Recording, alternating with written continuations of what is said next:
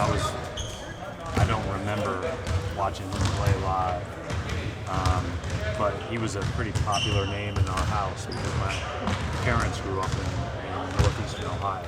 And so, my parents were in middle school and Ohio State won the national championship in basketball and followed him closely, obviously. One of my highlights was my first year here. We're in practice and doing defensive drills on one end, and Havlicek walks in. From that point on, I got a chance to go to a couple of his events that he held in the Vineyard. As good as he was as a basketball player, and as good as the highlights are, and as good as everybody says he was live, just a better guy. Just humble. You would have never known he was a Hall of Famer and an all-time Celtic. He was just a proud granddad and dad and husband. And he's a really good human being. Sad stuff. Just imagine he was, the leading scorer despite Larry Bird, despite Paul Pierce, and he played in that era. It's amazing. No three-pointer. Well, again, the basketball stuff's the basketball stuff. He deserves all the credit, praise, and adulation that he can get for that. He's a better guy. That's the bottom line. It was very clear, very obvious. It was, really sad for his family.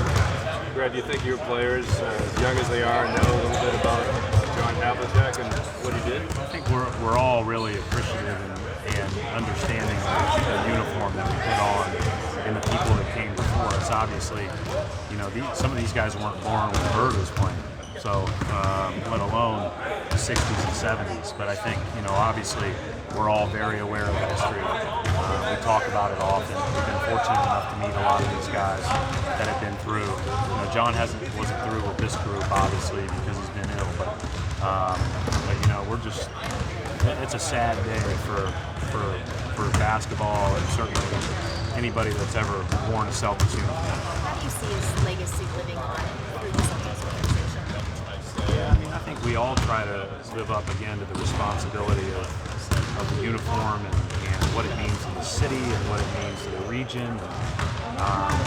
Trying to play the right way, prepare the right way, be a good teammate. But I think that again, the basketball stuff's basketball stuff. The legacy that he leaves is a lot bigger. How much of a debt of gratitude is to him, to players of that generation, for what they went through, obviously, and what they established, both in terms of playing the game and how to popularize it? No, I think that there's no doubt.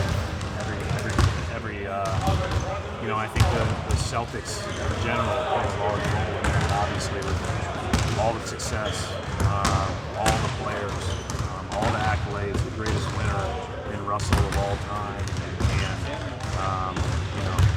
probably a bunch of guys that are right next to him on that list. And so, again, it's pretty special to get a chance to put the uniform on. There's a report saying that you guys will wear Hondo or 17 on uniforms for the rest of the century. I don't know what the uniform plan is. I know we've been talking about it. We all want to make sure we honor them appropriately. How excited are you guys to finally get back on the court and get back to work after having a week off? Well, I think excited to get back to work in game minutes, I guess would be the right way to put it. But we're excited. I think we're ready to go. We know that it's going to be a hostile environment. We know we're going to have to play every possession the right way. We know how good the other team is.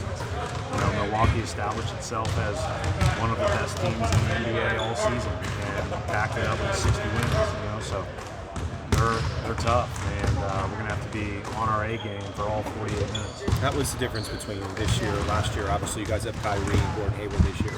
They're way different too. I just think both teams are much different. Obviously they have a ton of depth. They play differently. Really well spaced around Giannis and Bledsoe, and their drivers makes it really tough with all the shooting they play. Both of them are starting lineup. How much does a win affect your competitive edge? Obviously, they had a win off. We talked about that today. It can't. On Sunday, 1 week after playing on Sunday, you better be ready to roll from the opening tip because we've been in Milwaukee for a playoff game. It's a great environment, and you better be ready to go because they will be, and it should be really challenge us each possession for 48 minutes. Any further updates on Marcus Smart?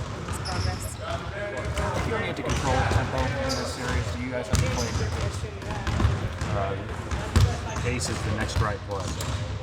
You know, and so there's going to be times to be opportunistic in transition.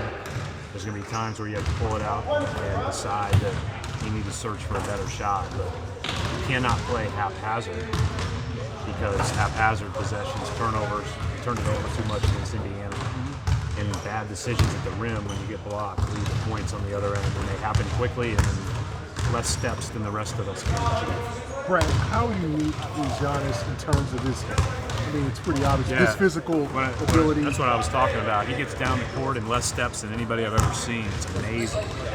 How much ground he covers, it's incredible. That's why any bad offensive possession can end up, 2 dribbles later in a dunk the other way, and that's scary.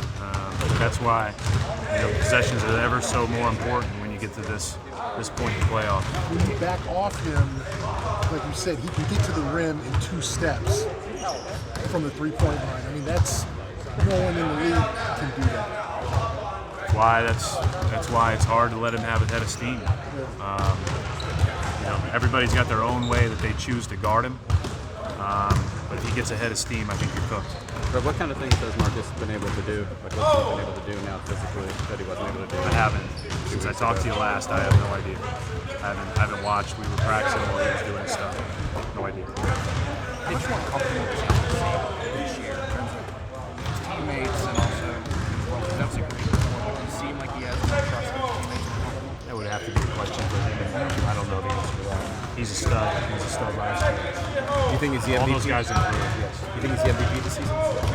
Particular challenge for the depth. You talked about the depth. Your depth against theirs. Their depth is excellent too. It's going to be quite a challenge up and down their lineup. And they got guys that haven't been a part of their rotation that are really good players. Tony Snell's played a little bit less. Pau Gasol didn't dress for most of the Detroit series. Like, they got a bunch of guys they can go to. And their depth filled right in when Brogdon went out. If you look at the last 16 games without Brogdon, they're actually, they've maintained their level. And, Brown and Connaughton have scored 21 points a game combined at that spot. So they just fill in, they maintain that level. They've got good depth, they've got good players, well coached. Tough series. Thank you. Thank you.